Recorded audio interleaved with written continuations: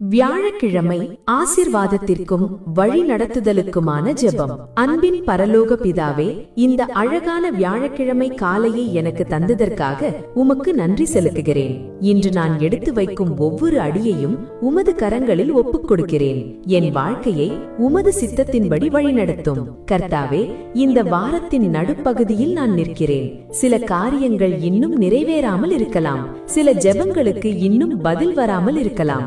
ஆனால் நீர் என் வாழ்க்கையில் தாமதிக்கிறவர் அல்ல, ஏற்ற காலத்தில் அதை செய்கிற தேவன் என்பதை நான் விசுவாசிக்கிறேன். ஆபிரகாமை வாக்குத்தத்தத்தின் பாதையில் நடத்தினீர். யோசேப்பை சோதனைகளிலிருந்து சிங்காசனம் வரை உயர்த்தினீர். யோசுவாவுக்கு தைரியத்தை கொடுத்து வெற்றியை அளித்தீர். தாவீதுக்கு எதிரிகளின் மத்தியிலும் சமாதானத்தை தந்தீர். எஸ்தேரை ஒரு சந்ததியை ரட்சிக்க பயன்படுத்தினீர். அதே தேவன் இன்று என்னையும் வழிநடத்துவீராக.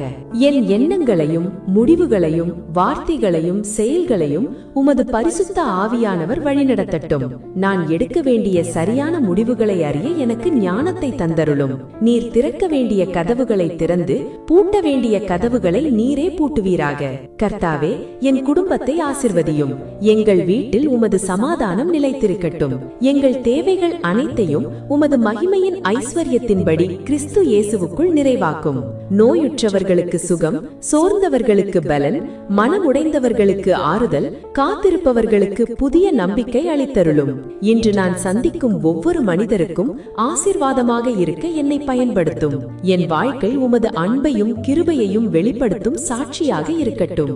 எங்கள் இரட்சகராகிய இயேசு கிறிஸ்துவின் வல்லமையுள்ள நாமத்தில் ஜெபிக்கிறோம் பிதாவே, ஆமேன். இன்றைய தேவ வசனம். உன் தேவனாகிய கர்த்தர் இரக்கமுள்ள தேவனாய் இருக்கிறபடியால் அவர் உன்னை கைவிடவும் மாட்டார். உபாகமம் 4:30.